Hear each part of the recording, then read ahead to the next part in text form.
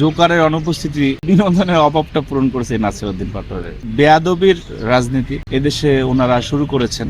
গতানুগতিক বিরোধিতার যে আওয়ামী বয়ান সেটা তাদের মধ্যে রয়েছে। পিছনে পোস্ট দিয়ে তারপরে রক্ত বের করে কেউ আলোচনায় থাকতে চায়, সেজন্য তো আমরা দায়ী হব না। ঠিক আছে, হাসিনার অনুপস্থিতিতে এবং হাসিনার যেই সংসদ ছিল আর কি, তো সেই যারা করতো, রঙ্গলীলার মতো যারা কথাবার্তা বলতো, সংসদকে যারা মনে করেন যে মানে এক ধরনের বৈঠকখানার মতো বাউল গানের আসরটা এরকম করে ফেলেছিল, তারা বাংলাদেশে চলে যাওয়ার পরে বাংলাদেশের মানুষ আসলে এই আপনার কিছু জোকারের অনুপস্থিতি তারা খেয়াল করেছে এবং যে বিনোদনের অভাব ছিল সেই বিনোদনের অভাবটা পূরণ করেছে নাসিরউদ্দিন পাটোয়ারি। পাশাপাশি বিনোদনের অভাব পূরণ করার পাশাপাশি তারা এক ধরনের বেয়াদবির রাজনীতি এদেশে ওনারা শুরু করেছেন।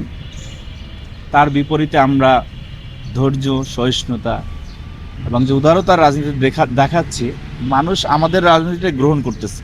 কারণ পাটোয়ারি যেই বেয়াদবি করেন সেই বেয়াদবির উদাহরণ তো আসলে অন্যভাবে দেওয়া উচিত ছিল, কিন্তু আমরা যে ধৈর্যের রাজনীতি করি, মানুষ আমাদের রাজনীতিকে গ্রহণ করে তাদেরকে 5ই আগস্টের পরে যে তাদের আবেদন ছিল যে না তারা জুলাই গণঅভ্যুত্থানে সংগ্রামী, তাদের প্রতি মানুষের সহানুভূতি ছিল, সংবেদনশীল ছিল মানুষ, কিন্তু তাদেরকে এখন মানুষ ঘৃণা করে এবং তারা মনে করে তারা কৌতুকের এক একটা ক্যারেক্টারের। সুতরাং এই অর্বাচীন যারা রাজনীতিবিদ তথাকথিত আর কি, এই অর্বাচীনরা খুব অল্প সময়ের মধ্যেই মানুষের আসলে স্নেহের জায়গা থেকে দূরে সরে যাবে এবং তাদের হাতে এখনও সময় আছে। যেহেতু বিএনপি উদারতার রাজনীতি করে, তাদের প্রতি অনুরোধ থাকবে যে এই বেয়াদবির যে প্রচলন তারা শুরু করেছে এবং মানে যে কোনো একটা বিষয়ে বস্তুনিষ্ঠ আলোচনা না করে, মানে গতানুগতিক বিরোধিতার যে আওয়ামী বয়ান সেটা তাদের মধ্যে রয়েছে। অর্থাৎ